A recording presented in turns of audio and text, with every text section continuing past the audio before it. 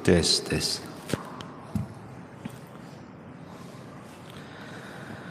Bismillahirrahmanirrahim. Assalamualaikum warahmatullahi wabarakatuh. Alhamdulillah wassalatu wassalamu ala Rasulillah wa ala alihi wa sahbihi wa mawalah wa la hawla wa la quwata illa billahi wa ba'd. Alhamdulillah di pagi hari ini kita bisa duduk untuk bertolabul ilmi setelah melaksanakan kewajiban Allah Subhanahu wa taala salat subuh berjamaah, dan karena di pagi hari ini mendadak kita buat kajian, berarti temanya adalah kultum, kuliah terserah antum. Artinya bisa pendek, bisa panjang. Baik, salawat dan juga salam kita hadiahkan kepada Rasul kita Nabi besar Muhammad sallallahu alaihi wasallam. Ma'asyiral muslimin yang dimuliakan Allah Subhanahu wa taala. Mungkin di antara kita sering mendengar kajian tentang seputar azab kubur. Tetapi di sana ada pembahasan lain dari sisi azab kubur itu adalah nikmat kubur. Inilah yang terkadang sebagian kita tidak paham bahwa banyak bisyarat, kabar gembira yang akan didapat oleh orang-orang yang beriman di dalam kuburan.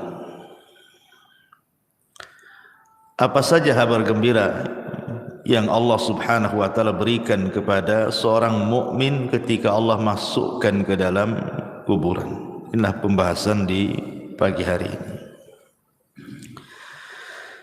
Ma'asyiral muslimin yang dimuliakan Allah Subhanahu wa taala.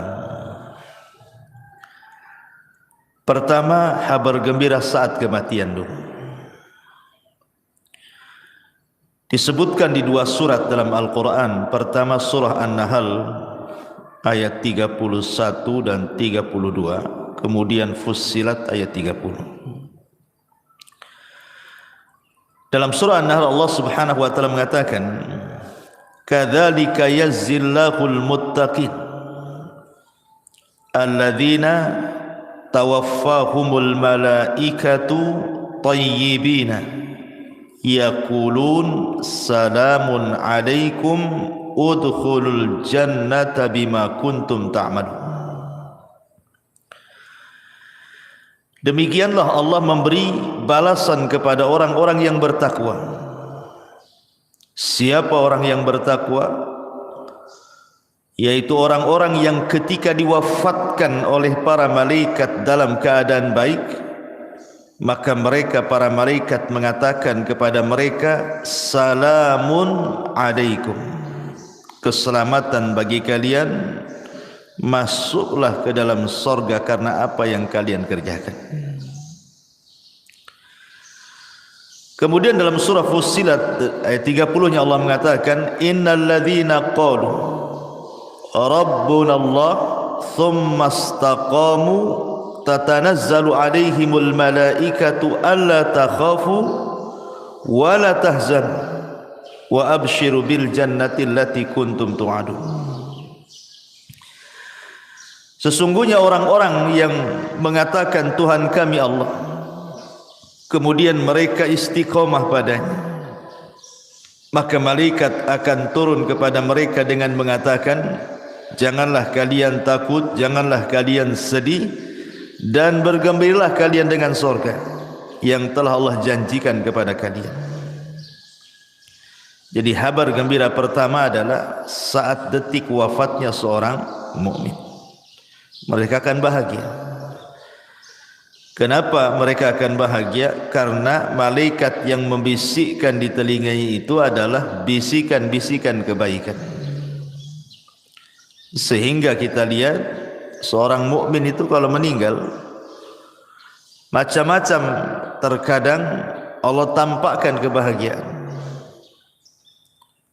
Terkadang dia tersenyum, terkadang ditampakkan keringat di dahinya, terkadang bisa mengucapkan kalimat la ilaha illallah, terkadang dia membaca Al-Quran, terkadang meninggal saat solat, dan begitu seterusnya. Dan itu kegembiraan yang pertama yang diraih seorang mukmin saat wafatnya. Kemudian yang kedua, saat masuk ke liang lahat. Kita tahu bahwa dalam proses peristiwa-peristiwa kubur itu ada 4 peristiwa. Pertama disebut dengan dhagtatul qabri, himpitan kuburan. Yang kedua disebut fitnatul qabri, 2 malaikat yang bertanya, Munkar dan Nakir, atau disebut dengan fitnah kubur. Yang ketiga azab kubur, dan yang keempat nikmat kubur. Kita tahu bahwa peristiwa pertama di kuburan itu adalah himpitan kubur. Setiap manusia pasti dihimpit kuburan, tidak mukmin, tidak kafir, semua kena. Mau anak bayi, mau anak dewasa, mau laki-laki, perempuan, pasti terkena himpitan. Dan himpitan kubur ini disebutkan dalam sebuah hadis Nabi SAW mengatakan, Inna lil qabri dhagtatun, sesungguhnya kuburan itu memiliki himpitan. Dan himpitan kubur ini meretakkan semua tulang belulang, bahkan meretakkan semua persendian, sehingga dia akan menjerit yang tidak ada yang tahu jeritannya kecuali selain manusia dan jin. Artinya binatang-binatang mendengar. Tetapi tentu yang seperti ini berlaku kepada orang kafir. Orang kafir, orang munafik, orang fasik, ya. Tetapi himpitan kubur bagi orang-orang yang beriman adalah himpitan kebahagiaan. Sehingga para ulama ketika membicarakan tentang himpitan bagi orang-orang yang beriman itu, layaknya seorang ibu saat memeluk bayinya. Karena kita semua berasal dari tanah, jadi tanah itu diibaratkan ibu kita. Jadi kalau kita masuk kuburan, dihimpit itu seolah-olah ibu sedang memeluk bayinya, tidak merasakan apapun. Makanya ketika kematian seorang sahabat yang sangat mulia, siapa dia? Sa'd bin Mu'adz radhiyallahu anhu. Sa'd bin Mu'adz ini pemimpin Aus. Saat kematiannya disebutkan oleh Nabi SAW, hadzal ladzi taharraka lahul 'arsy wa futihat lahu abwabus sama wa syahidahu 70,000 minal malaikah laqad dhummatan thumma furrija anhu. Inilah orang yang karenanya arsy Allah bergetar. Jadi saat kematian Sa'd bin Mu'adz ini, arsy Allah yang besar sekali itu bergetar. Dan arsy itu kan makhluk yang paling besar, bisa bergegar karena wafatnya Sa'd ibn Mu'adz.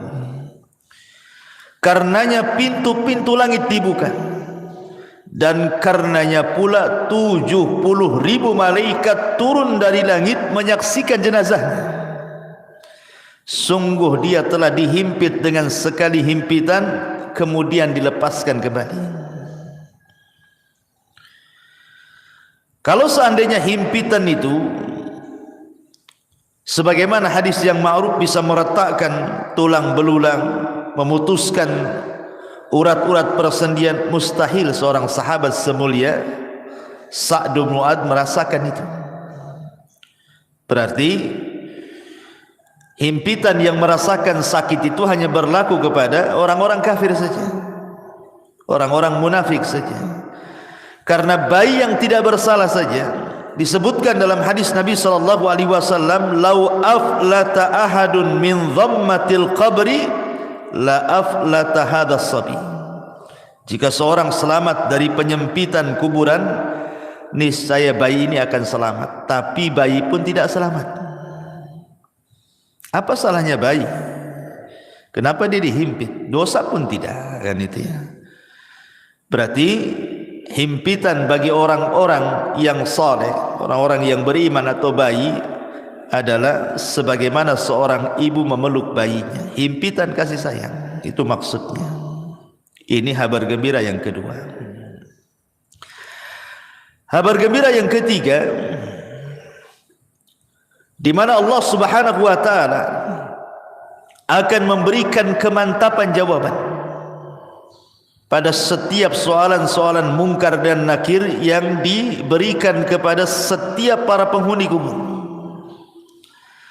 Dan itu diarahkan atau disyaratkan dalam surah Ibrahim ayat 27.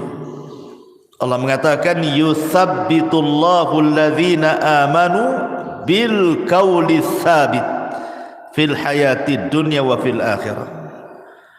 Wa yudhillullahu zalimin wa yaf'alullahu ma yasha."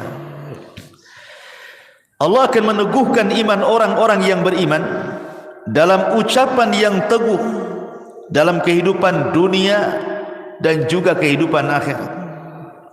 Kata Bara bin Azib, seorang sahabat, ketika memberikan catatan dengan kalimat Allah akan teguhkan ucapan bagi seorang yang beriman di dunia dan akhirat, kata beliau, ini ayat turun pada perkara fitnah kubur. Jadi orang-orang yang beriman apabila ditanya siapa Rabbmu, maka dia langsung menyaut Allah. Siapa nabimu? Langsung menyaut Muhammad. Apa agamamu? Langsung menyaut Islam. Siapa yang bisa menjawabkan ini? Memang kalau di dunia mudah saja menghafalkan, tetapi bukan berarti di akhirat semua bisa menjawab, tidak. Yang memantapkan jawaban itu Allah.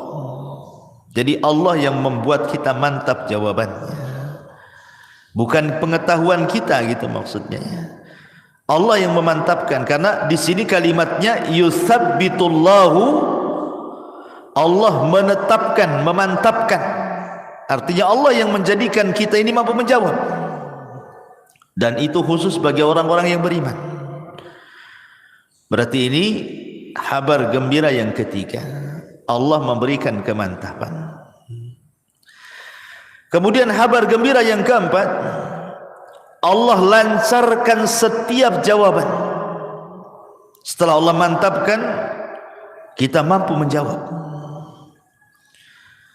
Disebutkan dalam hadis Bara bin Azib radhiyallahu anhu yang panjang sekali. Salah satu penggalan hadisnya, Rasul mengatakan, fayatihi malakani fayujlisanihi fayakulani lahu man rabbuk, fayaqulu rabbi Allah, fayakulani lahu ma dinuk, fayaqulu dinil Islam, fayakulani lahu ma hadzal rajul alladhi bu'itsa fikum, fayaqulu huwa Rasulullah sallallahu alaihi wasallam. Kemudian dua malaikat datang kepadanya dan mendudukkannya. Lalu keduanya bertanya, siapa Rabb? Maka si mayat mengatakan, Rabbku Allah. Kedua malaikat bertanya lagi, apa agamamu? Dia menjawab, agamaku adalah Islam. Kemudian keduanya bertanya lagi, siapa laki-laki yang telah diutus kepadamu? Maka dia menjawab, beliau adalah utusan Allah Muhammad sallallahu alaihi wasallam. Mungkin sekali lagi bahwa Hari ini antum ditanya, pasti semua bisa jawab. Tapi apakah di kuburan bisa lancar jawabannya? Kan tidak juga. Makanya ini kabar gembira. Selain Allah mantapkan jawabannya, kemudian ketika kita ditanya mengalir pula jawaban itu. Ini adalah kabar gembira yang keempat. Kabar gembira yang kelima, setelah Allah Subhanahu wa taala mantapkan jawaban kita dan kita pun mengalir dalam jawaban-jawaban pertanyaan malaikat itu, maka Allah Subhanahu wa taala berikan tazkiyah, rekomendasi. Apa itu? Allah tiba-tiba berfirman dari langit dan mengatakan, "Sadaqa 'abdi." Hambaku telah benar. Hambaku telah benar, hambaku telah jujur. Dan ini tazkiyah yang luar biasa, di mana Allah Subhanahu wa taala langsung yang mengatakan kepada kita, "Sadaqa 'abdi." Hambaku telah benar. Tazkiyah mana lagi yang lebih jujur daripada tazkiyah Allah Subhanahu wa taala? Kabar gembira mana lagi yang lebih bahagia daripada Allah mengatakan kepada kita, kita dianggap orang jujur. Kalau manusia, anak katakan antum orang jujur, belum tentu orang mengatakan antum jujur. Tapi kalau Allah yang mengatakan jujur, manusia mendustakan kita terserah, tidak ada urusan. Tapi kalau seluruh manusia mengatakan kita jujur, tapi Allah katakan kita pendusta, buat apa? Kan itu ya. Tapi kalau Allah katakan kita jujur, satu manusia berdusta, terserah. Mendingan kita dianggap jujur di hadapan Allah daripada jujur di hadapan manusia tapi Allah dustakan kita. Dan ini tazkiyah luar biasa, kabar gembira yang luar biasa yang Allah berikan kepada kita kalau kita digolongkan orang-orang yang beriman. Ini kabar gembira yang kelima. Yang keenam, setelah Allah Subhanahu wa taala berikan tazkiyah kepada kita, apalagi Allah Subhanahu wa taala akan luaskan kuburan kita. Ada dua riwayat. Pertama, disebutkan dalam riwayat Abi Hurairah radhiyallahu anhu, di mana Nabi sallallahu alaihi wasallam mengatakan, "Tsumma yubsahu lahu fi qabrihi sab'una dhira'an fi sab'in." Sab'una dhira'an fi sab'in. Berapa luasnya kuburan itu? Kata Nabi SAW, kemudian kuburannya diperluas 70 kali 70 hasta. Satu hasta itu segini, ini satu hasta. Ya. Kalau 70 dibagi 2 berarti berapa? 35 meter. Kalau 30 kan 60, berarti 35 meter. 35 meter kali 35 meter, 70 kali 70 hasta, berarti 35 meter kali 35 meter, kan itu ya kalau dibuat meteran. Ini satu riwayat. Jadi kuburan yang sempit tadi yang hanya 1 kali 2 meter gitu ya, dijadikan oleh Allah Subhanahu wa taala menjadi 70 kali 70 hasta. Luasnya, meluas kuburannya itu ya. Tapi dalam riwayat yang lain dari Bara bin Azib, justru Nabi sallallahu alaihi wasallam mengatakan, "Tsumma yubsahu lahu fi qabrihi maddal basar." Madda basarihi. Kemudian kuburannya akan diluaskan sejauh mata memandang. Kalau antum naik ke atas gunung, kemudian antum lihat tuh, kira-kira pandangan antum sejauh mata memandang sampai di mana? Itu maksudnya. Itulah luas kuburan. Kalau seandainya Allah berikan kabar gembira kepada seorang mukmin itu, Allah akan luaskan kuburan. Dalam riwayat 70 kali 70 hasta, tapi dalam riwayat Bara bin Azib sejauh mata memandang. Coba bayangkan, kalau antum saya kurung di satu ruangan, anggaplah di kamar masjid ini, dikurung, nggak ada penerangan, kan masih mending tuh luasnya, masih luas kamar ini daripada kuburan. Kuburan berapa peta saja kan itu.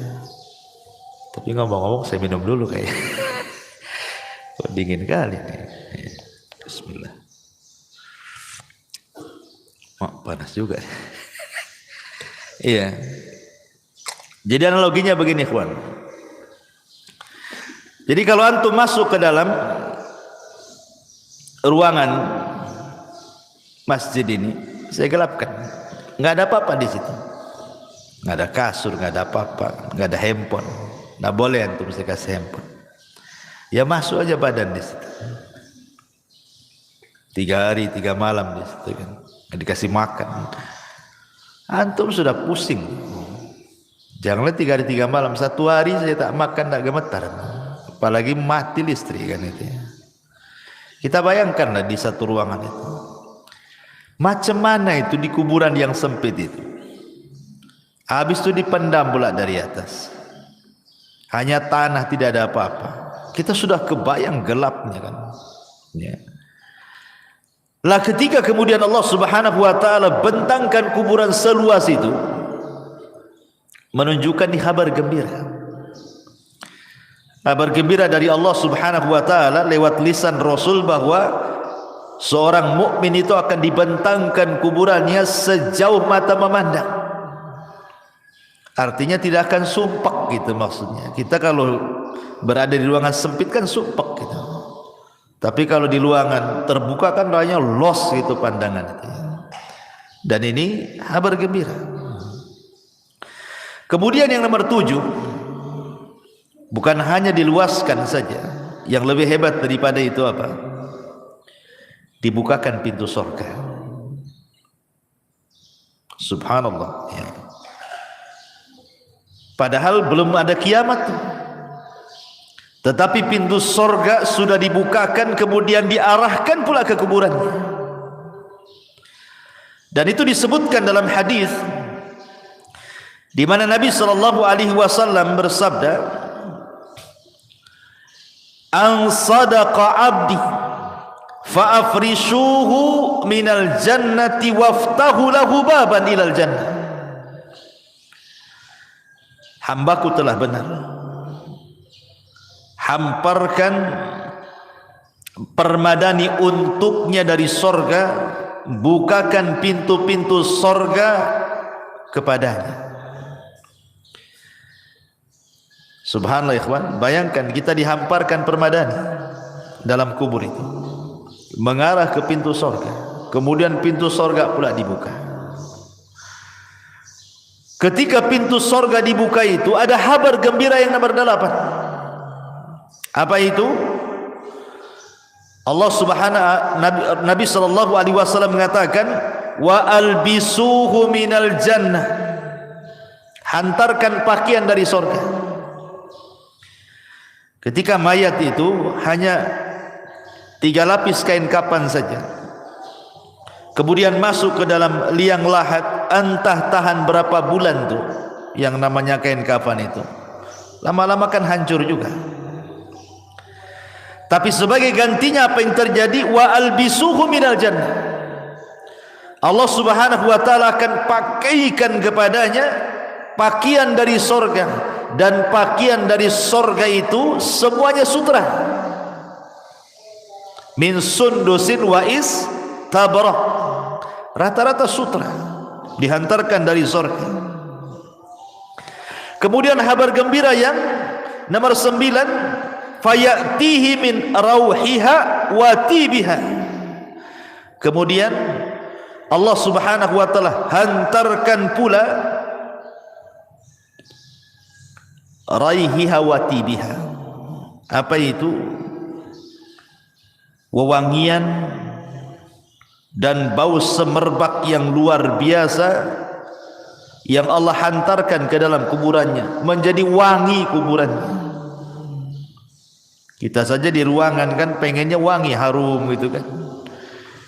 Masuk ke hotel-hotel mewah itu harum gitu ya. Kan itu sebuah nikmat, kabar gembira. Belum lagi makanan dari sorga, belum lagi minuman dari sorga. Itu kan kabar gembira yang luar biasa. Bahkan yang lebih hebat lagi, nomor 10-nya adalah Allah subhanahu wa ta'ala datangkan kepadanya orang yang sangat baik hati. Disebutkan dalam sebuah hadis, jadi akan didatangkan padanya seorang laki-laki yang rupawan, berpakaian indah, beraroma wangi, untuk menemani dia selama dalam kuburan. Kemudian si mayat ini heran, kemudian bertanya, man anta, siapa engkau ini? Fawajhukal wajhu yaji'u bil khair, wajahmu adalah wajah yang membawa kebaikan. Siapa kamu ini?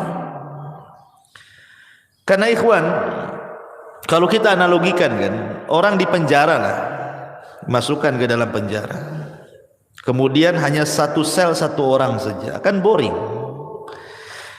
Sepandai-pandainya orang itu buat aktivitas, pasti ada bosannya juga kan. Berbeda kalau seandainya satu penjara itu hanya 2 orang, pasti ada komunikasi itu, nggak akan boring kalau 2 orang kan. Berbeda kalau sendiri kan, lontang lantung, bingung sendirian kan. Kalau berdua kan nggak bosan orang itu. Makanya Adam itu ketika dia di sorga hidup sendiri, ketakutan dia. Akhirnya Allah subhanahu wa ta'ala ciptakan Hawa kan. Akhirnya hilanglah rasa takut itu. Lah ketika kemudian orang dalam kuburan itu sendirian, kemudian dihantarkan teman yang baik. Teman ini kemudian rupawan, wangi, enak ngomongnya, tiba-tiba ngajak bicara, terus tahu-tahu tidak sadar bahwa dia sudah lama di kuburan tuh. Tahu-tahu teman yang baik ini memberitahukan bahwa kiamat sudah dekat. Makanya kemudian heran ini si mayat ini dan mengatakan, man anta, siapa kamu ini? Maka orang ini mengatakan, ana amaluka salih, sayalah amal soleh, sayalah solatmu, sayalah zikirmu, sayalah puasamu, sayalah silaturahimmu, sayalah puasamu, sayalah baca Quran, dan begitu seterusnya. Dan ini kabar gembira yang nomor 10 yang luar biasa. Kemudian yang nomor 11, kabar gembira yang nomor 11, di mana orang-orang yang beriman tidak akan merasakan lamanya tinggal di kuburan. Anggap saja sejak zaman Adam sampai sekarang, berapa ribu tahun tuh dalam kubur itu, ya kan? Atau janganlah sejak zaman Nabi, para sahabat, 14 abad silam kan, nggak dikiamat-kiamatkan. Pertanyaannya, apakah mayat itu merasakan bimururil wakti, bahwa waktu itu berjalan? Seperti kita di dunia ini kan merasakan dengan berjalannya waktu kan, pagi, siang, sore, malam, besok pagi lagi. Tahu-tahu sudah seminggu, sebulan, setahun. Kita kan merasakan tuh berjalannya waktu. Pertanyaannya, apakah orang yang di kuburan itu merasakan berjalannya waktu? Ulama menjawab, lihat, kalau dia mendapatkan nikmat kubur, maka dia tidak akan merasakan bimururil wakti. Waktu yang berjalan tidak akan dirasakan bagi dia. Dan itu disyaratkan dalam kisah Ashabul Kahfi dan kisah Uzair dalam Al-Quran yang ditidurkan 1 abad. Kan ditanya itu, kam labista, berapa lama kau tidur kan? Dia mengatakan labistu yauman atau ba'du yaum. Aku hanya tidur sehari atau separuh hari, padahal sudah 1 abad. Menunjukkan bahwa kalau orang yang belum meninggal saja ditidurkan 1 abad, kemudian dia terbangun rasanya baru setengah atau 1 hari saja, maka begitu juga orang-orang yang dikubur ketika mendapatkan nikmat kubur. Kayak antum bermimpi nih, mimpinya indah banget gitu ya, tiba-tiba terbangun, aduh, kok sebentar kali mimpinya, padahal antum udah dari pagi sampai sore itu tidur tuh. Dibilang sebentar kali katanya, karena indah. Coba antum mimpi buruk, baru 5 menit tuh kayak udah lama kali megap-megap antum. Jadi para ulama mengatakan bahwa orang-orang yang tidak akan merasakan bimururil waktu dengan berjalannya waktu itu hanya orang-orang yang mendapatkan nikmat kubur saja.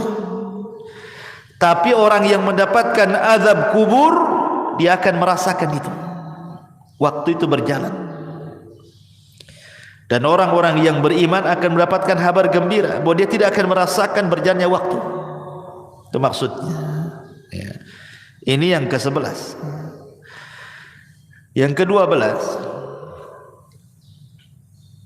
orang-orang yang beriman, mereka akan merasakan nikmat, artinya kebahagiaan. Jadi bahagia betul dalam kuburannya itu, sehingga sebahagia apapun orang hidup di dunia tidak lebih bahagia dibandingkan orang yang ada di kuburan. Itu yang disebut dengan nikmat kubur tadi. Makanya kenapa Utsman bin Affan kalau diingatkan dengan kuburan itu menangis, tapi kalau diingatkan dengan neraka dia biasa-biasa saja. Ketika ditanya, ya Utsman, aneh kau ini, diceritakan neraka kau biasa saja raut mukamu, kau diceritakan tentang kuburan kau pula menangis, katanya. Kata Utsman, celaka engkau. Kuburan ini, kata Utsman, bisa saja satu lubang menuju lubang-lubang neraka, atau dia adalah taman dari taman-taman surga. Jadi kita akan tinggal di taman. Itulah nikmat kubur namanya. Jadi nikmat kubur itu luar biasa. Makanya orang itu akan mendapatkan kenikmatan lebih nikmat dibandingkan dia pernah nikmat di dunia. Seberapa nikmat orang di dunia ini, masih nikmat kubur. Karena kubur itu adalah jannah yang pertama, surga yang pertama sebelum masuk ke surga yang abadi. Tapi perlu diingat bahwa orang-orang yang di kuburan itu juga bisa merasa sedih. Sama dengan ketika antum kehilangan sesuatu, kita sedih, tersiksa gitu ya, atau ada masalah gitu ya, entah masalah ekonomi, masalah keluarga, masalah apa-apa, kan kadang-kadang tersiksa batin kita. Lah orang yang di kuburan pun akan sama merasakan hal itu, tersiksa batinnya. Kapan? Ketika orang-orang yang di atas kuburan melakukan niyaha. Niyaha itu artinya meronta-ronta, menangis-nangis gitu ya, menolak takdir gitu. Kalau nangis saja nggak apa-apa, namanya orang meninggal sedih, Rasul aja nangis gitu. Tapi kalau sampai niyaha ini membuat apa? Orang yang mati itu yu'adzab, diazab. Tapi bukan diazab di sini artinya diazab fisiknya, tidak, maksudnya diazab batinnya. Ya, karena ada hadis yang mengatakan innal mayyit yu'adzab bi bukail hayy. Rasul mengatakan orang yang mati itu akan diazab disebabkan tangisan orang hidup. Maksudnya niyaha. Yang sampai merobek-robek, memukul-mukul. Karena saya pernah menyaksikan ada orang sedang koma. Ini istrinya itu udah guling-guling tuh, guling tuh, sampai akhirnya diamankan sama kerabatnya, dimasukkan ke kamar, dikunci. Rumahnya tak jadi mati pula dia. Coba kalau mati apa nggak jelas tuh kan. Nah, artinya bahwa orang-orang yang seperti ini membuat mayat itu tersiksa. Maksudnya orang yang ada di kuburan itu yu'adzab, diazab. Maksudnya diazab bukan fisiknya tapi batinnya. Jadi dia merasa sedih gitu ya. Tersiksa batinnya itu gara-gara tangisan orang yang di atas kuburan itu. Makanya kenapa nasihat saya kalau ada orang yang meninggal itu, sebenarnya dia hanya butuh 3 kata saja. Orang mati itu hanya butuh 3 kata. Kata yang pertama, Allahumma gfirlahu. Ya Allah, ampuni dosanya. Yang kedua, Allahumma arhamhu, ya Allah rahmatilah dia. Kemudian yang ketiga, Allahumma tsabbithu, ya Allah mantapkanlah dia. Maksudnya dalam jawaban. Itu yang diperlukan saat orang itu meninggal. 3 kata ini. Tidak lebih daripada 3 kata. Ya Allah ampuni dosanya, ya Allah sayangi dia, ya Allah mantapkan jawabannya. Cuman itu yang diperlukan. Ya. Itu saat dia meninggal gitu ya. Kalau sudah lama ya tentu doa ampunan. Jadi mayat itu sangat bahagia, disebutkan sama para ulama. Yang paling dinanti oleh para penghuni kubur, entah ayah kita yang sudah meninggal, ibu kita, nenek kita, atau keluarga kita, mereka sangat bahagia itu apabila mendapatkan doa dari orang yang hidup. Jadi kalau kita mendoakan ampunan, rahmat, kata ulama, itu yang dinanti. Jadi mereka sangat bahagia sekali dengan doa kita kalau kita mengatakan Allahumma gfir lahu, Allahumma arhamhu, ya Allah rahmati dia, ya Allah ampuni dia. Dan juga sedekah yang kita niatkan kepada orang yang sudah meninggal. Inilah diantara 12 kabar gembira bagi para penduduk kuburan. Subhanallah bihamdika, asyhadu an la ilaha illa anta, astaghfiruka wa atubu ilaik. Allahu ta'ala alam. Assalamualaikum warahmatullahi wabarakatuh.